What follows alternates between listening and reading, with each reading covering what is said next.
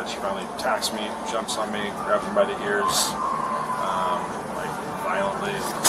On December 23rd, 2025, officers were dispatched to a hotel in response to a reported domestic incident. If you want to go chat with him, I'll do it. Yep. Hey, man, I'm 212 with the mail. Hello. Hi there. How you doing? Feeling better. Okay, yeah. That's accurate. Sounds about right. How are you? You? What's your name? Justin.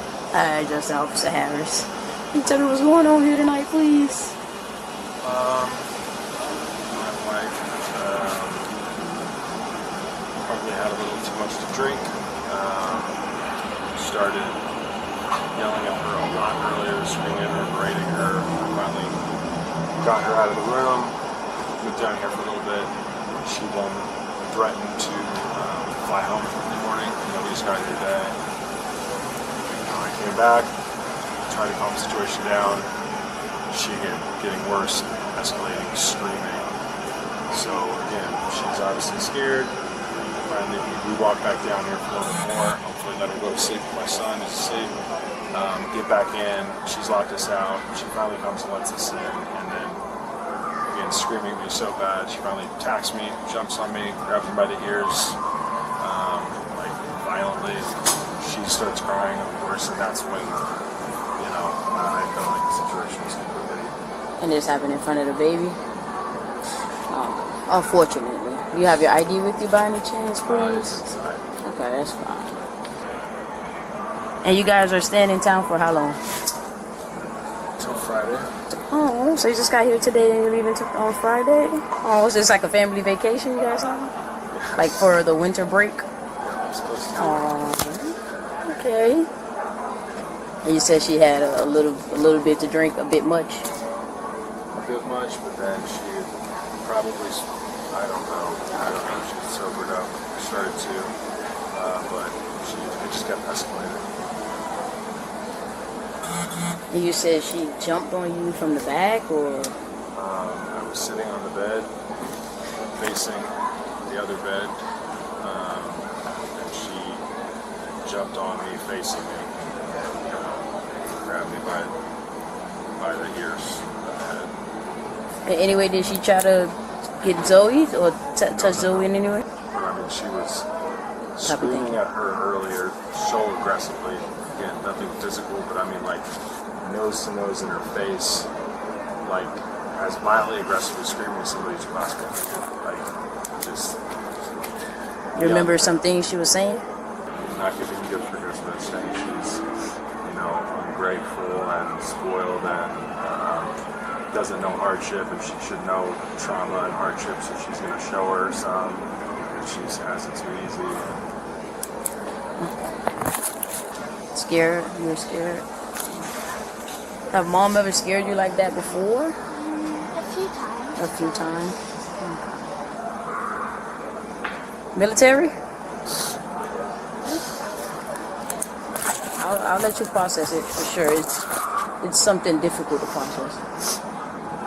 Tell you what, though, you're strong for sure. You guys are both strong. You guys want to stand up for me? I'm just gonna ask you to stand up very briefly. This may be uncomfortable, but I'm gonna ask you to take a few pictures of your body, okay? No military. You work out often? A little bit. 2 days a week. Oh, let me get your ear. No, you're good. I'll turn this way for you. Did she grab on you anyway that left some bruises? Just like behind my ears, she kind of just put her fingernails and some marks. Did she grab your arms by any chance? A couple scratches there. Maybe, I don't know. Can you put your arm like this now? I didn't zoom the camera out. They didn't pay me to be a good photographer. Alright, I'm not good at that. Have you guys ever called authorities for something happening like this again? Like previous in Indiana, for instance? And it was all basically the same manners, the same way, or it was like different in situations? Very similar. Similar. Okay. Did anybody go to jail in reference to that? No, I did not press charges. They asked her to leave my house because we weren't together at the time. So they, she was intoxicated. They asked her to leave. And I think she had a friend pick her up, but I didn't press charges. Room is the reservation under? What room? I mean, what name? what name is the It's reservation under my name. Your name? And your credit card too? Okay. So, when it comes to pressing charges, you guys have 2 children together. How long have you guys been married? How long?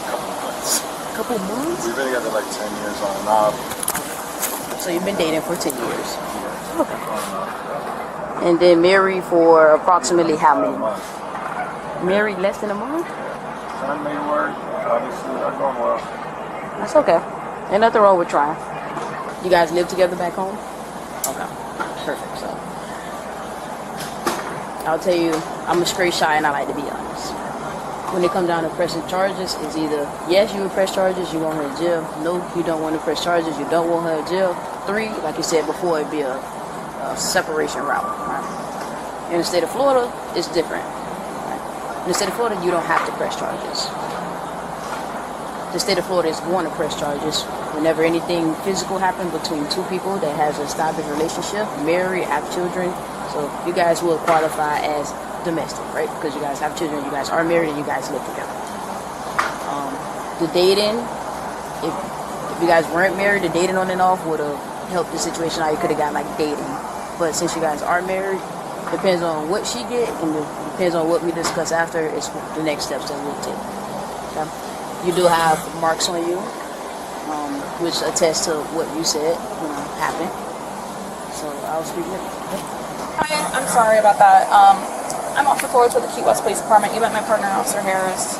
I just finished up speaking with your wife. I guess your daughter, she also explained you guys both have a history of dizzy spells. Your daughter ended up having a little bit of a dizzy spell, so she's laying down in the bed right now. My partner's in the room with her too, just to keep an eye on things.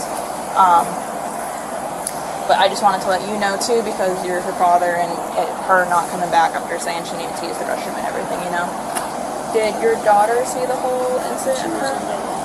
She was in there. Okay, what about your son? He was asleep. And then are your son and daughter sharing a bed, and then you guys share a bed? That's probably what was going to happen. She said both the kids are shared by you guys. Yes, you're both okay. And then has this happened before? Okay. I'm gonna go see if your daughter's okay to talk with me really quick, and then I'll bring her out here and we can speak in front of you. 2 questions first before we start, okay? Real quick. Do you know the difference between a truth and a lie? Yes. Okay. Do you mind telling me what happened between your mom and your dad? Well, when I was in bed, my mom was right next to me. Okay. My dad was on the other side. They started arguing. My mom was screaming. She got pistols and they attacked. She had written, I forgot what she wrote, like, we were out, like, you on the TV, and you better on the mirror. Okay, I saw the do better on the mirror. Yeah. Okay. Yeah, Alright. And I was a little curious about that, but I was gonna see what. Okay.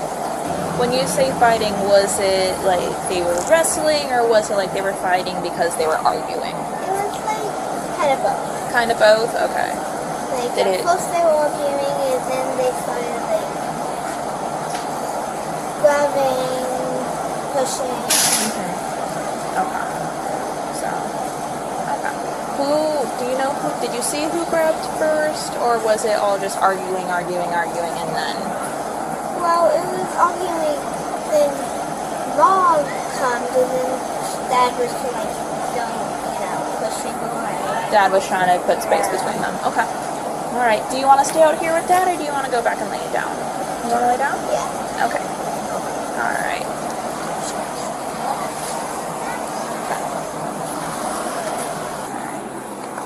So, I'm going to go ahead and I'm going to explain everything to you, okay? Like I said earlier, Florida, we don't have discretion when it comes to it. He has marks, he has bruises, he has things that aren't normal, and he has scratches, okay? The thing is, he has scratches, you don't.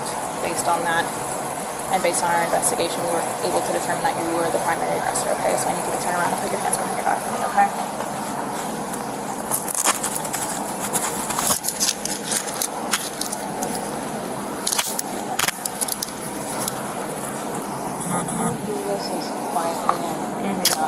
That's why I removed you from from the room, and we gave you the chance to say goodbye to your children, okay? We're gonna go down over here real quick.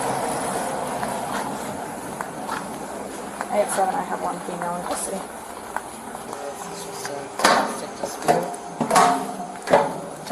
Sorry, you were saying? This is just a domestic dispute. Yep, so it's gonna... What am I being charged? So you're gonna be charged with battery, because it's an unwanted touch or strike, and then it's just gonna be annotated that it is domestic in nature. Copy, thank you. It's gonna be annotated that it's domestic in nature. Once we get out to the jail will be able to help with letting you know and navigating how everything's gonna occur. More than likely, you'll have first appearance sometime tomorrow in front of the judge, and then it'll go from there, okay? But like you said, your family is gonna be here until Friday, yes? It's probably only gonna be for the night. It depends on what the judge sets. Huh? In Florida. No offense, but like Florida jail's pretty bad. Ours We here have a is... whole show about shit that happens in Florida. Oh my god. Oh yeah, that's right. We did have that one Florida man show. Okay, yeah. Huh? I said or Florida. Yeah, hold on one second. I gotta do one thing before. Okay. Alright, you can go ahead, step in. Alright, go ahead, look towards that window to behind. Other way. There you go. Put your back to the seat and just look with your head.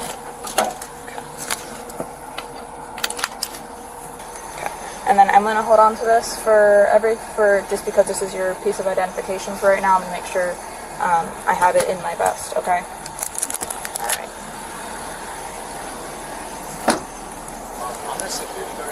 Okay. This case is a perfect example of how domestic violence investigations actually work in real time, and more importantly, how they don't always end the way people expect. From the very beginning, officers are not trying to figure out who's right in an argument. They're looking for evidence of a crime. And in situations like this, especially under Florida law, once there are visible injuries, signs of physical contact, and an established relationship between the individuals, the situation shifts from a private dispute to a criminal matter. Now, what stands out immediately is how calm and cooperative the husband appears.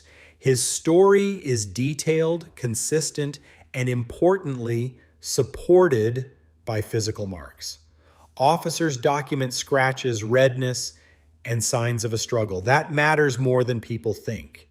In domestic cases, and physical evidence often outweighs verbal claims because emotions run high and stories can conflict.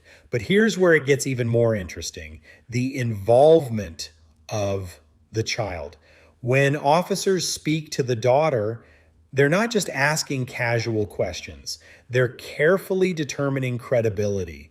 Does she understand truth versus lies? Is her account consistent? And what she describes, arguing that escalates into physical contact with the mother appearing to initiate, directly supports what the father reported. That's a critical turning point in the investigation. Now, a lot of people might wonder, why was the woman arrested even though both sides were arguing? And this is where the concept of a primary aggressor comes into play. Police are trained to identify who was the dominant physical aggressor in the situation, not just who participated in the argument. Based on the evidence, visible injuries on one party and not the other, plus witness statements, they determined she was the primary aggressor.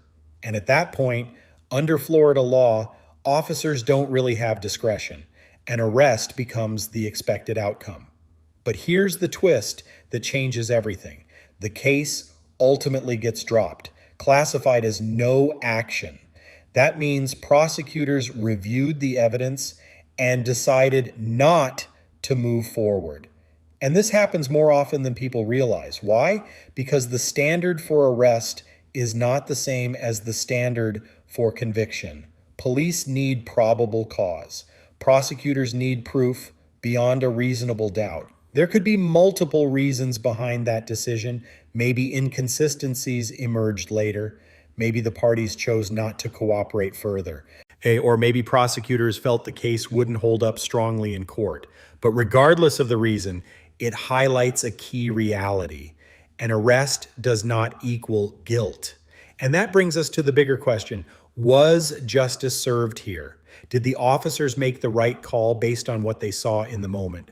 Or did this situation get misinterpreted in the heat of emotions, alcohol, and stress? Because at the end of the day, this wasn't just a legal situation, it was a family crisis unfolding in real time. 2 parents, 2 children, and a moment that could have had long-term consequences. Now, we want to hear from you. Based on everything you've seen, do you think the police made the right decision? Or do you think this situation should have been handled differently? And if you found this case as shocking and thought-provoking as we did, make sure to hit that like button, share your thoughts in the comments, and don't forget to subscribe for more jaw-dropping courtroom and body cam breakdowns.